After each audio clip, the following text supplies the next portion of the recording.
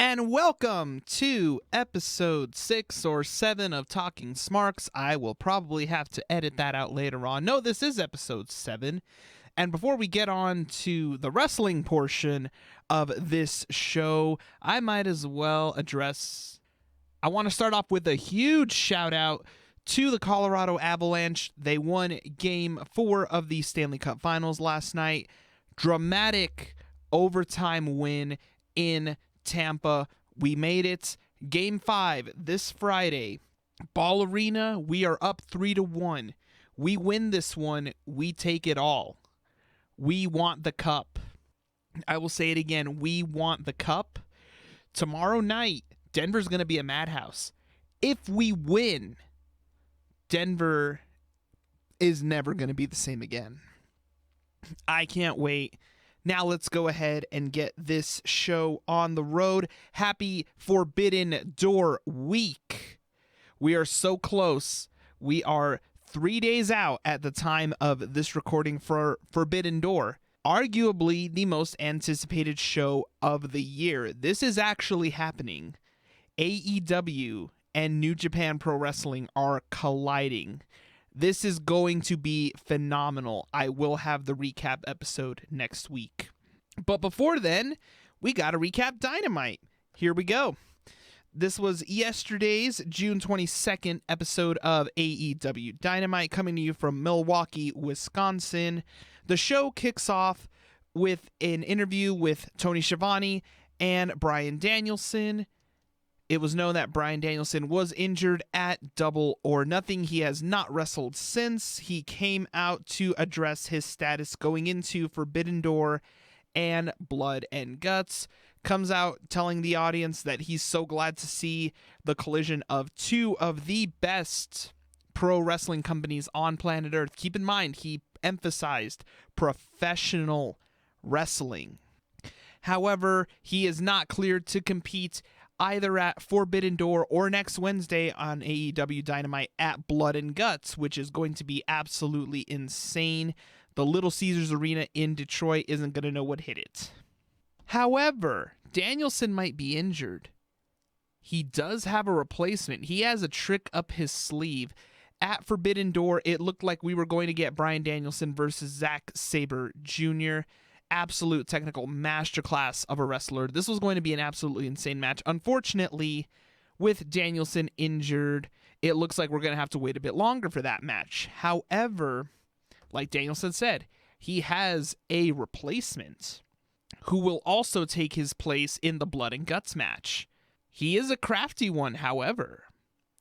He made us notice he came out through the bad guy tunnel. So keep in mind, for AEW, on their entrance set for every episode of Dynamite, Rampage, the pay-per-views, there are two tunnels. The baby faces, which are the good guys, come out of one tunnel. The heels, which are the bad guys, come out of another tunnel. He made it a point to realize, didn't you all notice I came out of the bad guy tunnel? I'm not telling you who my replacement is. We're all just going to have to tune in on Sunday at Forbidden Door to find out. But he also said he didn't tell Zack Sabre Jr. who his replacement is going to be also. Who could it be? My money is on Claudio, the former Cesaro in WWE, because Danielson said he is one of the few people, or his replacement is one of the only people qualified enough to take on Zack Sabre Jr. Claudio is an amazing technical wrestler and a free agent as he let his contract with WWE expire, and the whole world's been wondering, where is he going to turn up next? A sold-out United Center in Chicago with over 16,000 fans sounds like the perfect place to make a comeback, wouldn't you say? Zack Sabre Jr. makes his AEW debut, appears. Looks like him and Bryan Danielson are having a little bit of a stare down. Obviously, we're going to have to wait a bit longer for this match, but when it happens, it's going to be utterly incredible. Get ready, Zach. If it's Claudio, you're in for a rough night, buddy. Up next, we have a backstage promo with Jon Moxley talking about the carnage of the Blood and Guts match, mentioning how him and as well as his partners Eddie Kingston, Santana, Ortiz, they've been around the block or two. And it's time to find out how much the Jericho Appreciation Society is willing to suffer, while also hyping up his match, which is going to be the main event of Forbidden Door between himself and Hiroshi Tanahashi, the ace of New Japan, let's not forget, for the interim AEW World Championship. They're supposed to tag later on in the broadcast to take on the team of Chris Jericho and Lance Archer, also of Suzuki-gun, and apparently an honorary member of the Jericho Appreciation Society as well. Moxley ends the promo with saying, Tanahashi, tonight is just business, but Sunday it is going to be very personal. Up next, we had our first match of the evening.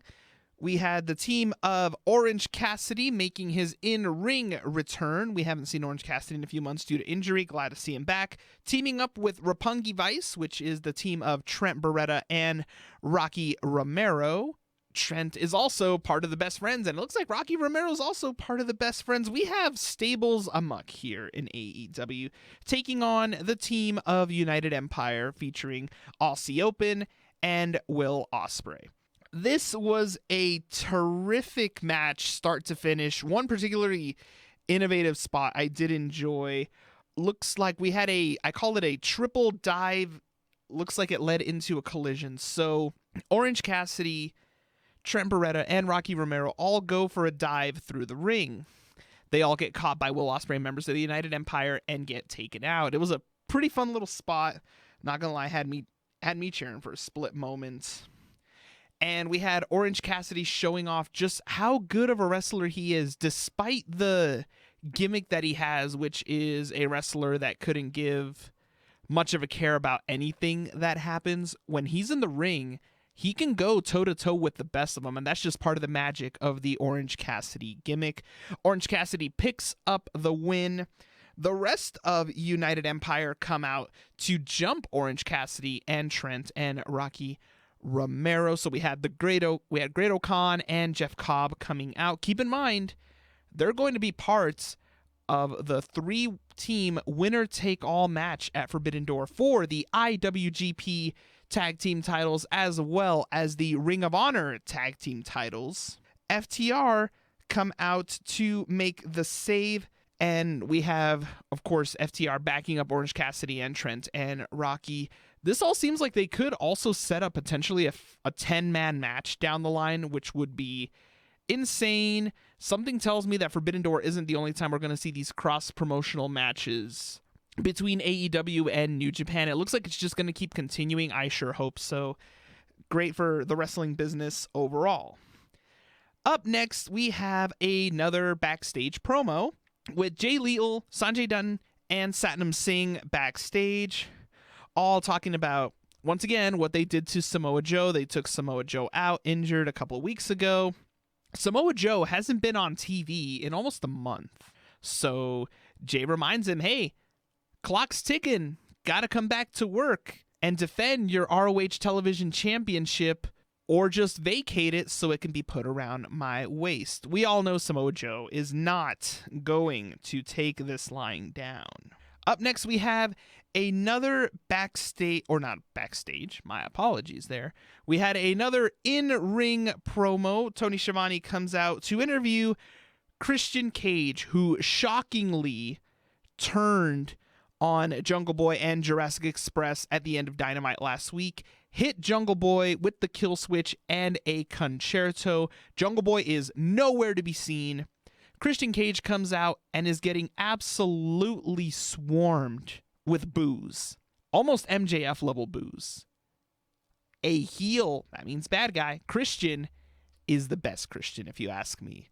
He can get an entire arena heaping scorn at him, and it's glorious. Schiavone asks, why? Why would you turn on Jungle Boy? And Christian Cage admits, as petty as it sounds, this all stems back to him getting eliminated by Jungle Boy from the Casino Battle Royale last year. Petty. Very, very petty, very heel, very Christian. Much wow. talks about how he's a legend in this business and should get the respect he deserves. The crowd chanting, "Shut the," and I'll let y'all finish. The rest of the chant bashing also the internet wrestling community, which kind of means us. We're part of the internet wrestling community.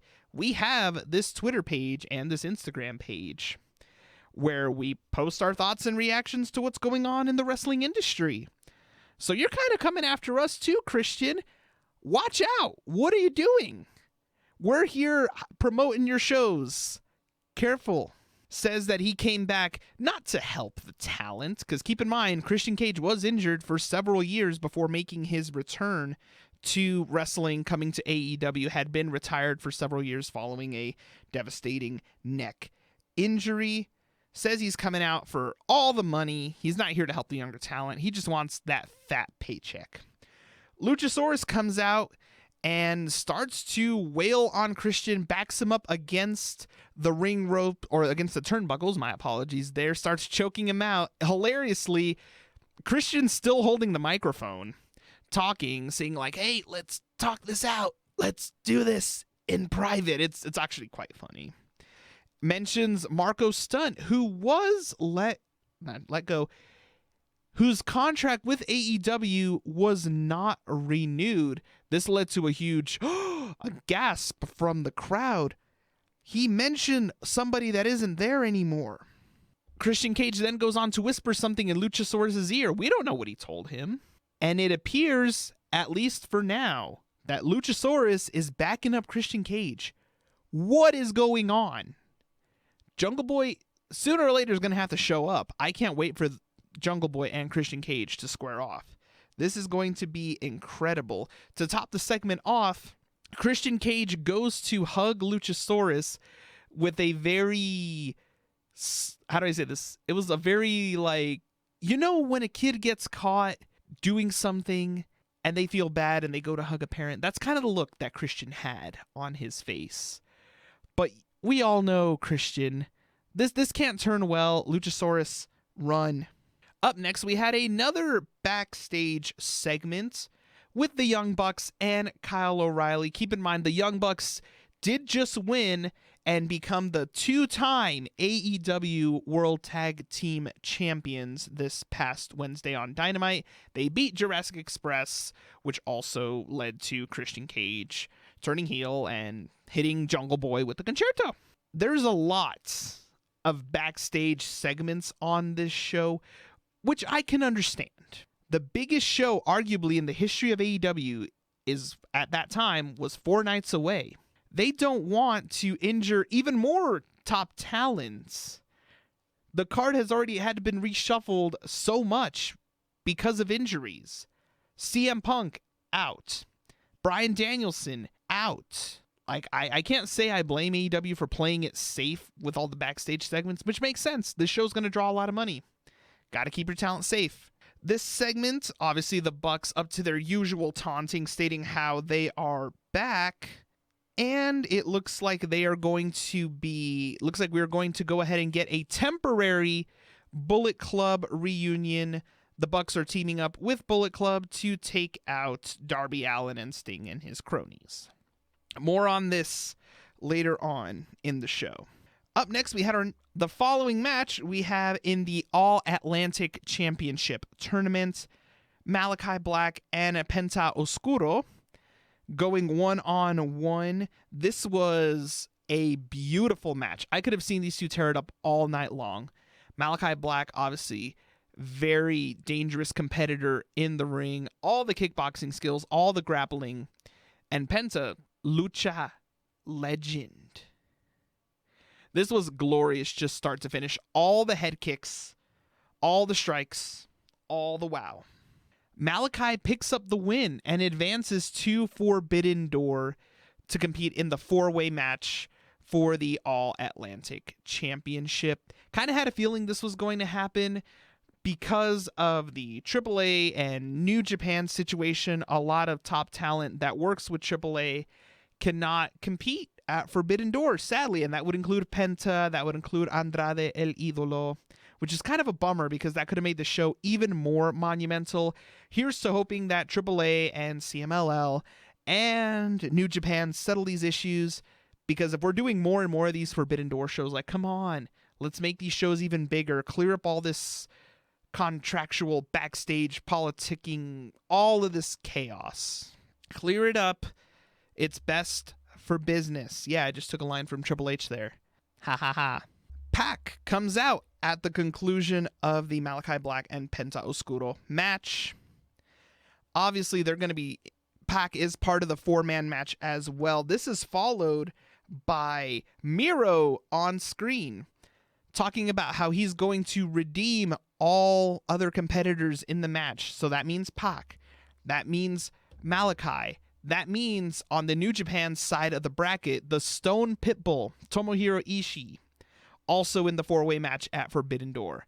Miro says, I will redeem them all. This is going to be an insane match. I absolutely cannot wait. Forbidden Door could be 8 hours long, and I'll sit there and watch the whole thing. Up next, we have another backstage vignette, promo, segment, thing from Wardlow.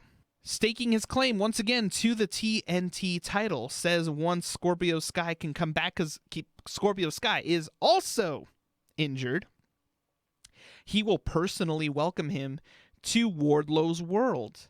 The injury bug has bitten something fierce, but I do still give AEW props. They are making lemonade out of these very injury-prone lemons. Up next, we have Adam Cole, baby, on commentary for the upcoming match. We get an old Ring of Honor feud reigniting. We have Hangman Adam Page, keep in mind the former AEW World Champion, coming out to take on Silas Young. This was a technical showcase of a match. Haven't seen a lot of Silas Young. I absolutely love his style, very hard-hitting, just kind of a more throwback kind of style, and I absolutely loved it. Hangman, obviously one of the best strikers in the game right now. This was just an incredible match. Hangman picks up the win. Switchblade Jay White, who last week, keep in mind, said he wasn't facing either Hangman or Adam Cole at Forbidden Door, which led to kind of a little bit of a disgruntlement between Switchblade and Adam Cole.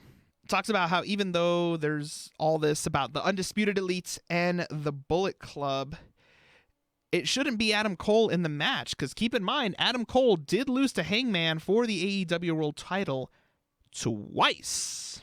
Jay White goes to the ring, looks at Hangman and says, basically, who should I face? Hangman and Jay White start duking it out. Adam Cole goes to back up Jay White. Apparently, Adam Cole picks up the IWGP Heavyweight Championship title belt. For a split second, Jay White has his back turned. It looks like Adam Cole, being the evil little weasel of a heel that he is, looks like he's going to blast Jay White with the belt. Jay White turns around at the last second. Cole goes, no, I was aiming for Hangman. Let's hit Hangman with the belt. Kazuchika Okada, the Rainmaker himself, the former IWGP Heavyweight Champion who just lost the belt to Jay White, makes his much anticipated AEW debut. He's finally on AEW television. The crowd, myself included at home, lost their minds. This was incredible. Comes out to duke it out with Adam Cole and with Switchblade. It is announced a little bit later on, we are going to get a 4-way match for the IWGP Heavyweight title. Switchblade Jay White, Adam Cole, Hangman Page, Kazuchika Okada. This is going to be the co-main event of Forbidden Door. This is going to be incredible. It's hard to tell who's going to win. You would think, a New Japan guy would pick up the win, right? All 4 men have history in New Japan. It's a wild card, and I'm absolutely loving this. Up next, we have another backstage segment. Turns out Red Velvet of the baddie section, which is Jade Cargill, Kiera Hogan, as well as the aforementioned Velvet, is injured. However, the show must go on. According to Stokely Hathaway, the publicist for the hashtag Jade brand, how they're all talking about how they are now searching on Twitter for the next baddie to fill out the baddie section, go on about the requirements. The segment ends with Jade hitting the usual Tony, cut the you-know-what. This was immediately followed by a more humorous segment with Chris Statlander and Athena, who have been feuding with Jade in the baddie section as of late, joking around about how, hey, they could be part of the baddie section, but they don't need to be. They have their own ace up their sleeve. They have Willow Nightingale, who is also a powerhouse woman, on their side. The segment ends with Athena, who has been feuding with Jade as of late, saying, hey, Jade, cut the you-know-what. Up next, a beautiful match. Marina Shafir and Toni Storm, two very technically sound wrestlers, two great competitors duking it out.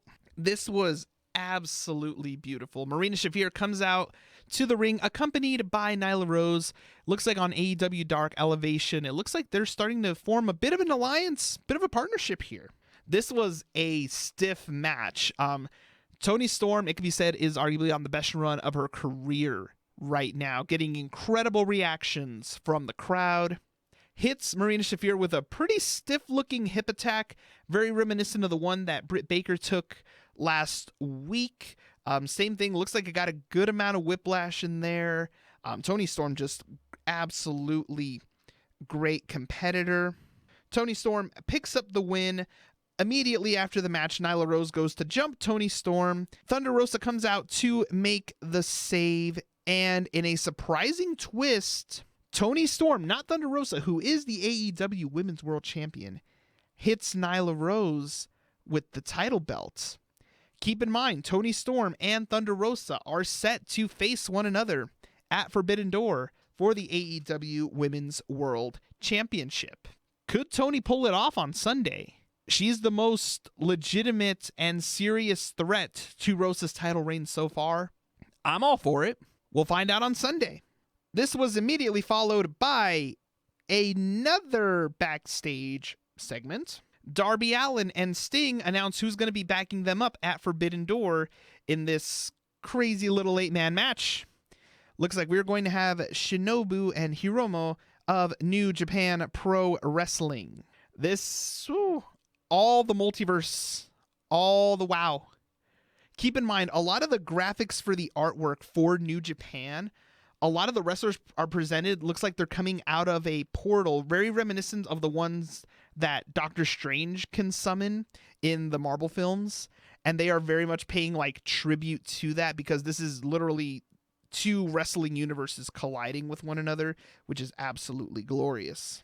It's finally main event time. We have the team of Jon Moxley and Hiroshi Tanahashi taking on Chris Jericho and Lance Archer. Once again, we have William Regal on commentary. Once again, we have another Man in the Mask referring to Excalibur. I love that little bit. I pop every single time Regal does this. Sammy Guevara and Ty Conti come out to back up Jericho. This match had all the moves. Obviously, Tanahashi, great competitor in the ring. Keep in mind, Hiroshi Tanahashi has had his feud with Chris Jericho in New Japan. This was great. Tanahashi picks up the win, and immediately we have this absolutely insane brawl to close out the show. Eddie Kingston comes out, starts brawling with Jericho. Wheeler Yuta comes out, starts beating up Sammy Guevara.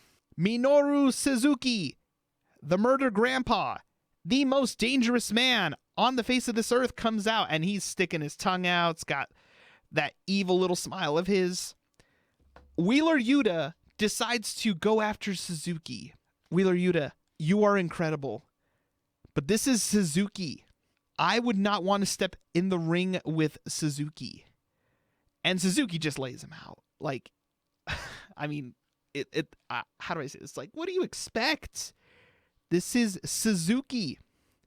the man will chop you into oblivion and just go right back to his lunch.